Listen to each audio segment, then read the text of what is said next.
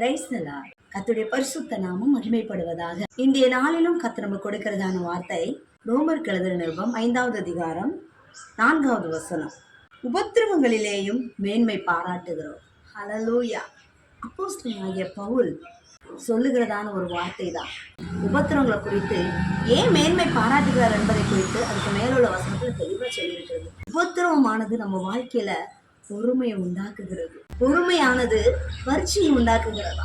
உபத்திரவத்துல நம்ம எந்த அளவு நம்ம கர்த்தரிடத்துல அன்பா இருக்கிறோம், வைராக்கியமா இருக்கிறோம், பின்வாங்கி போகாம இன்னும் நம்ம கர்த்தரை கிட்டி சேருவதற்கு ஒரு நல்ல பாடத்தை கற்றுக் கொடுக்கிறது. அதனாலதான் அவருடைய பாதையிலும் சரி, அவருடைய வாழ்க்கையிலும் சரி, அவர் எல்லாவற்றிலும் ஆண்டவரை அறிந்தவராய் அவர் சொல்லுகிறார். வந்த உபத்திரவங்கள் கர்த்தருக்காக நின்றதுனால, தேவன் செய்த காரியங்களை அனுபவித்ததுனால உபத்திரவங்களிலும் மேன்மை பாராட்டுகிறோம். வாழ்க்கையில உபத்திரவ பாதையில இருக்கிறீங்களா? உபத்திரவம் கர்த்தரோடு கூட நெருங்கி வாழ வைக்கும். God bless you.